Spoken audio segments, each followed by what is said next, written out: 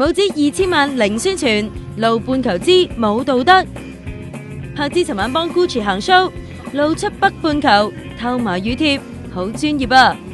張柏芝小姐，我哋合約寫明你要同 Lucas 出嚟宣傳噶嘛，但你一直揾埋咁多理由拒絕，你咁係違約噶噃，我哋已經發咗律師信俾你噶啦。之後仲話柏芝冇職業道德，下次咪使旨意再合作添。本人要出席一次內地，一次香港，跟住 Lucas 要出席一次內地啦。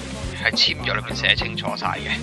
係咯，冇嚟出席宣傳啦，首映禮啊，啲又話其他工作啊，為咗 Lucas 翻學啊，為咗各種理由推我哋。呢部戲柏芝收15萬人仔 ，Lucas 都收80萬人仔，邊個話 Lucas 一杯雪糕搞掂㗎？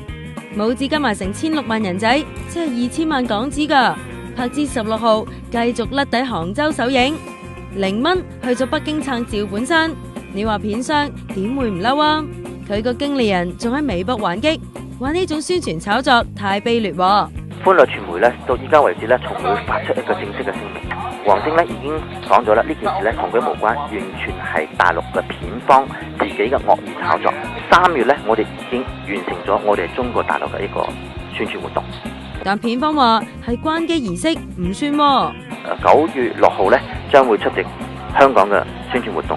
Lucas 咧係有條件之下出席嘅，喺唔影響到佢嘅生活同埋佢嘅學業嘅狀況之下，佢先至會配合嘅。我哋已經警告佢哋，如果佢係唔撤出、唔刪除同埋會聲明佢哋道歉嘅話咧，我哋會採取法律行動。柏芝分辨以嚟，甩底宣傳又唔止一次嘅。